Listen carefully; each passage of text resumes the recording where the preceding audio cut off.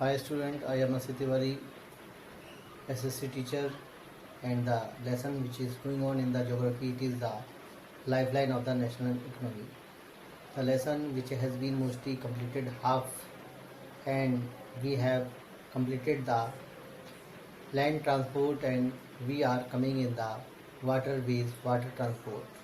Every student know very well what is the water transport. Water transport are the kind of transport which help us to move from one place to another place on the water surface, and there are two type of the water transport. One is called the inland waterways and second is called the overseas waterways. Inland waterways where we will use the our river system, and overseas waterways where we will use the seas and oceans.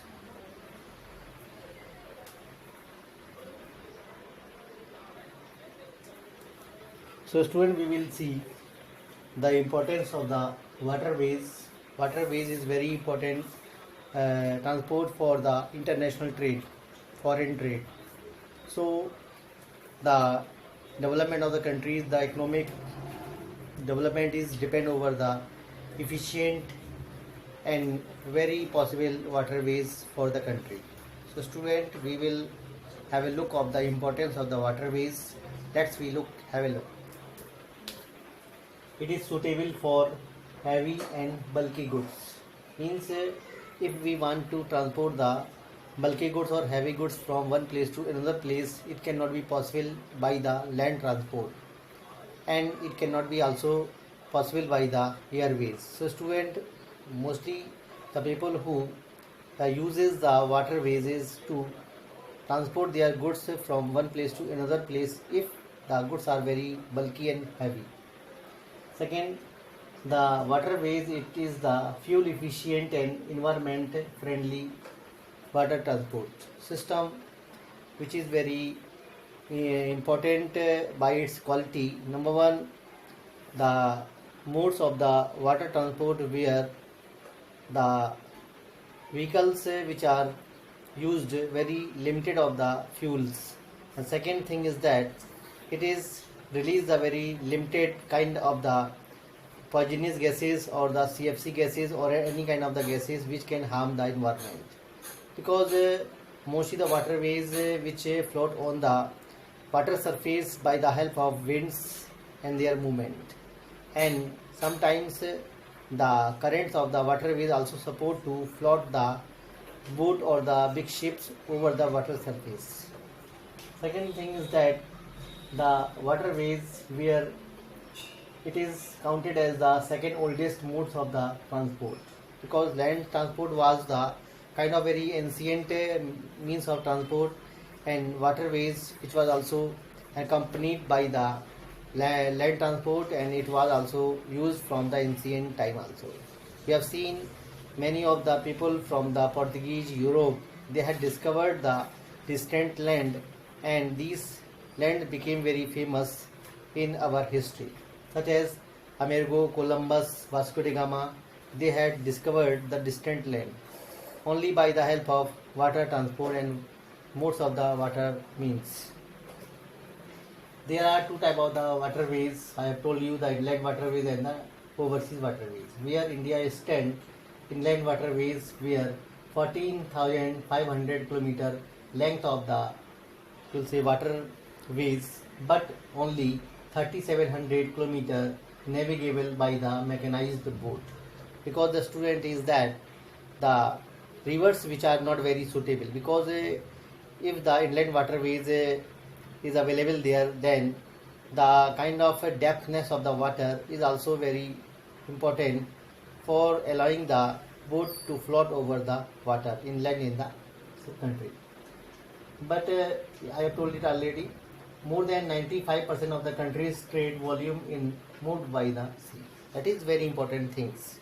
And those countries which are very successful because of that, because they have the very long coastline. Long coastline, it support for the foreign trade and foreign business, because you know very well the bulky goods and heavy goods which are only possible to transport by the help of water transport, because of the land transport which are not available between the countries, air transport which is available but it is not very sufficient to transport the goods, especially the bulky goods and heavy goods from one country to another country. If they are possible, there is a very higher cost and very cheaper cost. The waterways is help to support to transport the goods from one country to another country. That is very magnificent, you will say, importance of the waterways.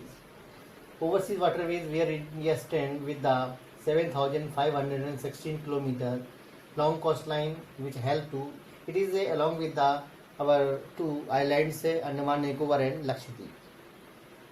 12 major seaports are there in our country with the minor port which are 187. That is very important thing. And these major ports will be also given or delivered. Major ports handle 95% foreign trade of India.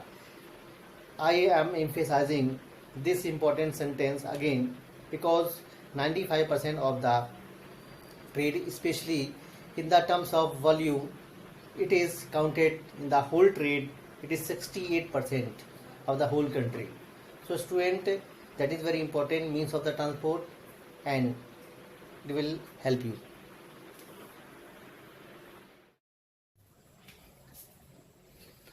So student, we will discuss the national waterways means inland waterways of India.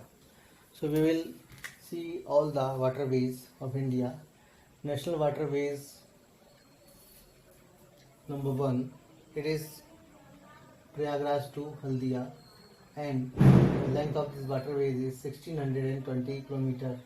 It is in Ganga, Bhagirathi and Hooghly river. That is very important things you should keep in mind. And the state which are affected by it, the UP, Bihar, Jharkhand and West Bengal. This is the route of the national waterways number 1. You can see well the red color, it is suitable to look very well. It is started from Prayagraj. Prayagraj is the new name of Allahabad. You cannot be confused over it. So it is started from Prayagraj to Haldia. Haldia, it is in West Bengal. It is also a seaport and it is very important seaport of India after the Kolkata. So student, it is very important. National waterways number 1. It is the length of 1620 km.